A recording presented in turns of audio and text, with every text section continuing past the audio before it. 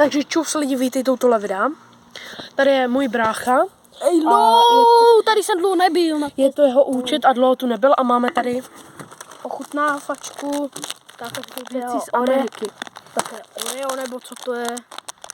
A tosky. Takže my, sorry lidi za prst, my to tady nějak postavíme ten telefon a dáme vám vědět. Čau. Takže lidičky, Dar. vola. Jsme tu, jo? A máme tady ty Takže Orea máme tady Oreo a jdem to otevřít. a my si to jdeme rozbalit. Nevím, Máme tu, to Oreo a je jdem to to strašně ochutnat. malé a jdem to Jdem to ochutnat. ochutnat. Je to dobré, je to taková buchtička. Já jsem čekal, že tam bude taky nějaký krém.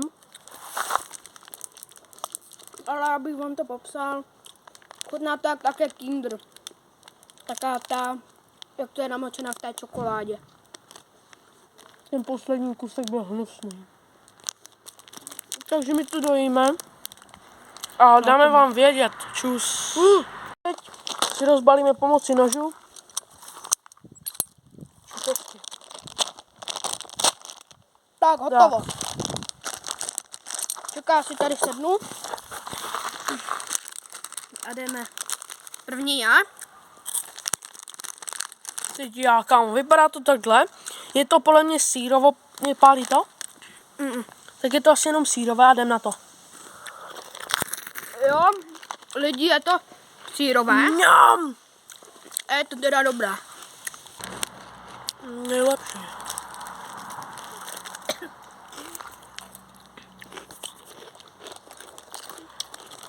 Je to sýrové, no.